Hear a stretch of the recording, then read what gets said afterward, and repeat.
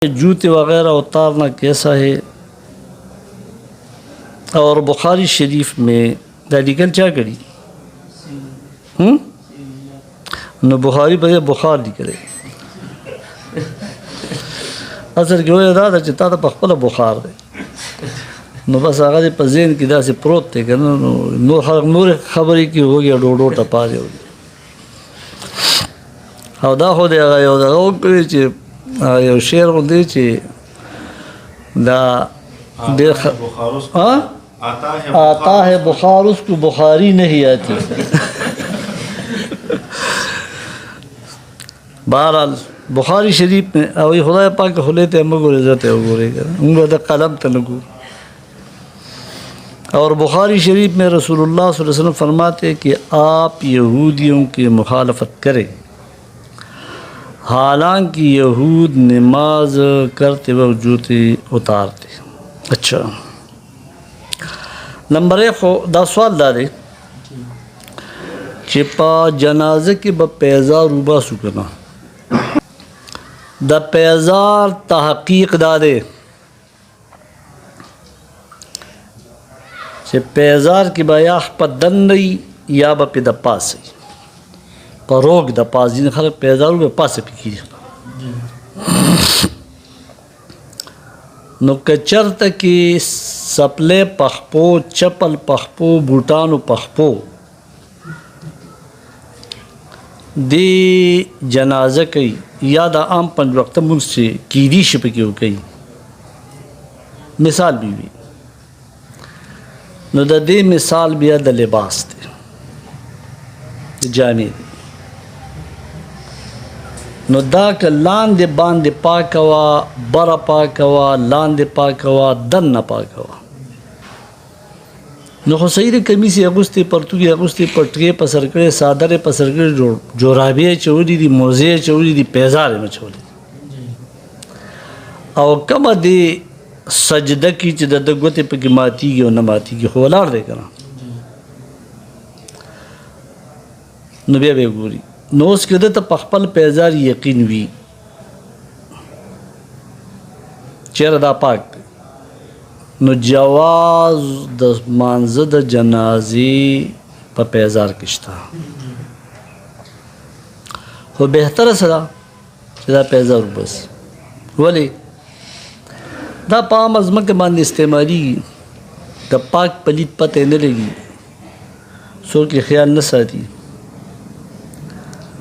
नो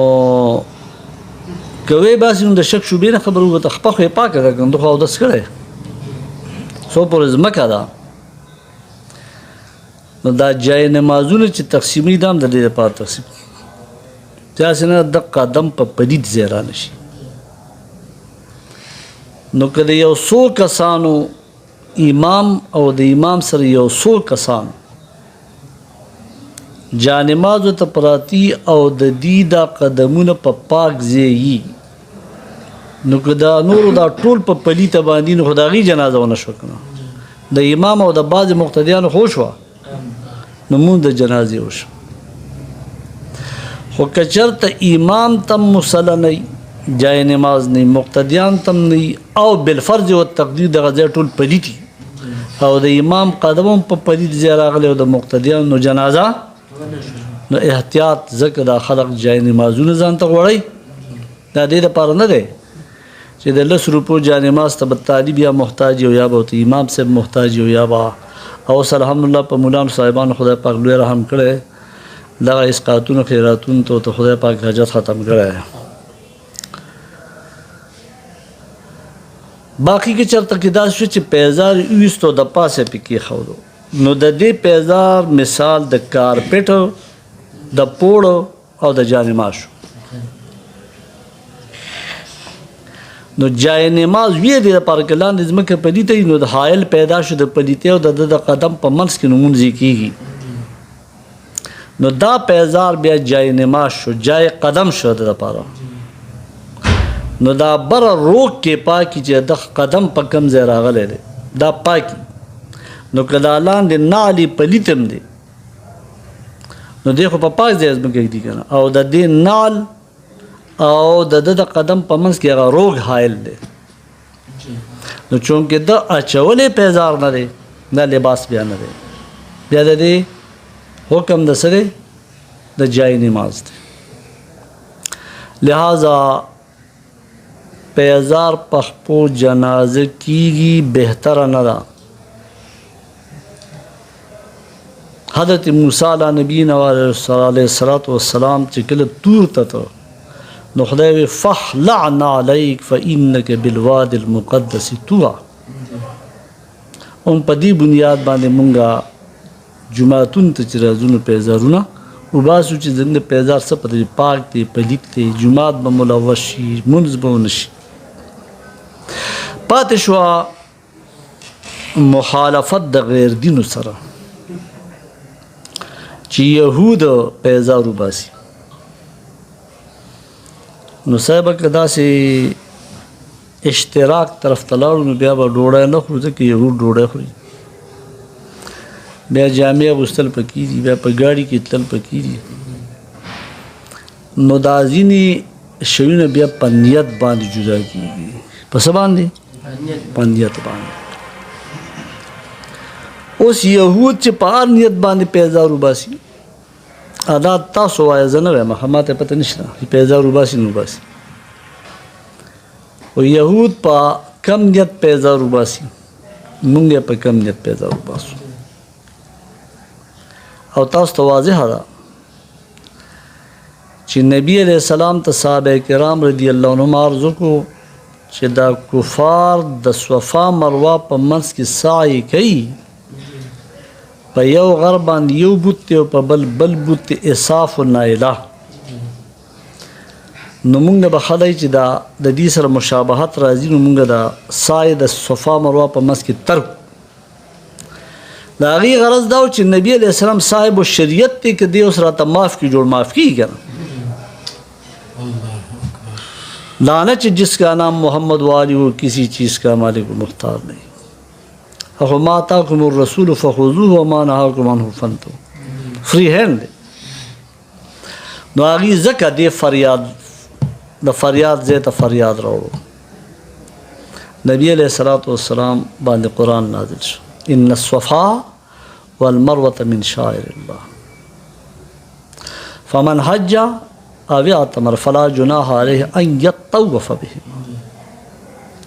دلته الله جل وعلا شانو دا ثابت چې دا غي نیت جدا دي ستاسو جدا دی